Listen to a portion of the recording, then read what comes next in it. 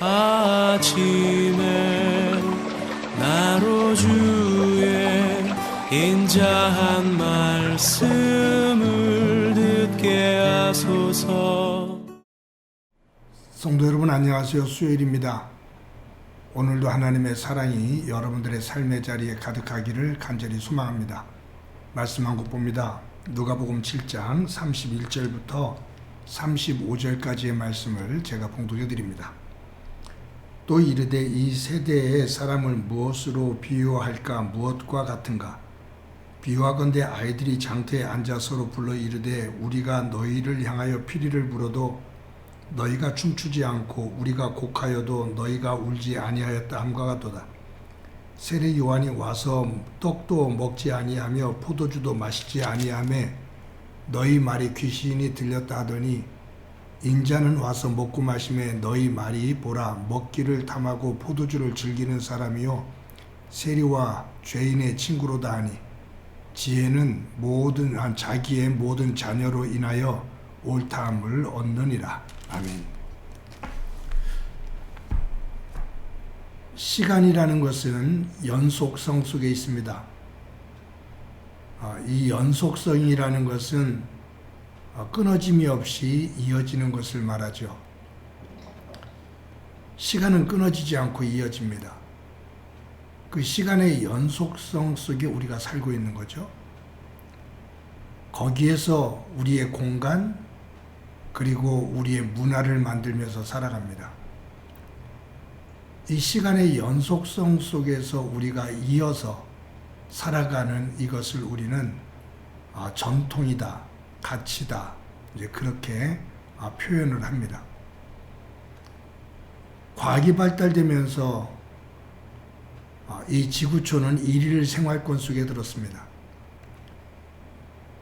하루에 비행기를 타고 가서 빠르면 다음날 아침이면 돌아올 수 있는 그러한 일일 생활권 속에 우리는 살고 있어요. 어떤 공간의 연속성이 있는 거죠. 그런데 우리의 어떤 이 연속성이 있는 것 같은데 이 연속성이 더 확장되는 것 같은데 내면으로 들어와 보면 불연속성이 이어집니다. 대화가 단절되고요. 그리고 생각과 생각이 자꾸 단절이 돼요. 여러분 이제 조금 저 같은 경우 나이가 들어서 그런지 몰라도 신문을 보거나 어떤 SNS를 통해 갖고서 이렇게 글을 읽다 보면 이제는 모르는 단어들이 너무 많아요. 그렇지 않아도 이 가지고 있는 지식이 짧아서 그런 부분에 많은 어려움을 겪고 있는데 말들을 줄여서 하다 보니까 이런 어떤 그 의미가 무엇인지 이것을 알아보려면 또 찾아봐야 되는. 근데 이런 것들이 너무 많으니까 소통하기가 젊은이들과 오늘의 어떤 시대의 흐름과 소통하기가 참으로 어렵습니다.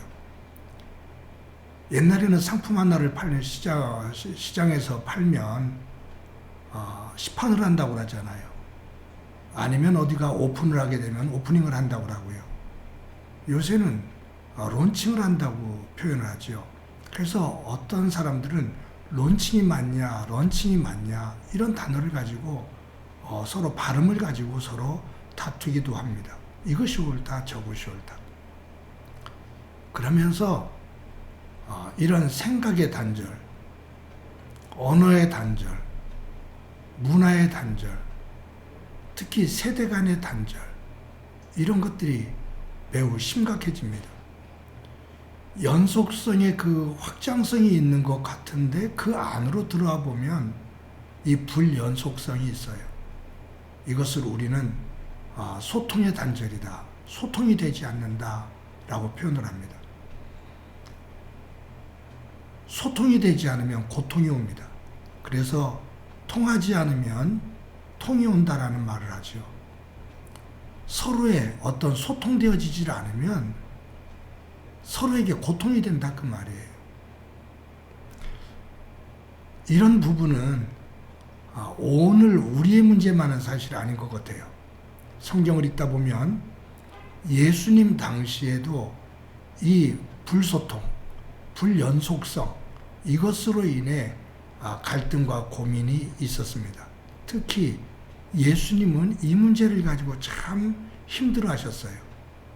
그래서 오늘 본문에 보면 예수님께서 비유를 들어서 이 소통되지 않는 소통의 단절에 대한 이야기를 하십니다. 어떤 비유냐면 장터에서 아이들이 놉니다. 근데 아이들이 두 그룹으로 나눠져서 놀이를 해요. 한 그룹의 아이들은 결혼식에 어떤 그 놀이를 합니다. 그러니까 결혼식을 꾸며놓고 그 놀이를 하면서 서로 노래를 부르고 신랑 신부를 정하고 즐기는 놀이죠. 근데 한쪽에서는 아이들이 한 그룹은 장례식 놀이를 합니다. 죽은 시체를 보면서 슬퍼하고 곡을 하는 거죠. 그러니까 장터 안에 결혼식 놀이를 하는 아이가 있고 장례식 놀이를 하는 아이가 있는데 결혼식 놀이를 하는 아이들은 피리를 불고 노래를 부르며 장례식 놀이를 하는 아이들에게 너희들 왜 우리를 따라하지 않느냐고 뭐라고 그래요.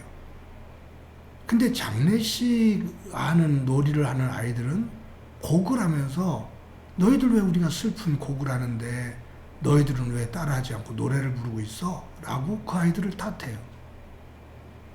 같은 장소에서 서로가 가지고 있는 놀이를 중심으로 나를 따라오라고, 내가 하는 대로, 우리가 하는 대로 따라오라고 일방적으로 주장을 하다 보니 서로 갈등이 생기죠.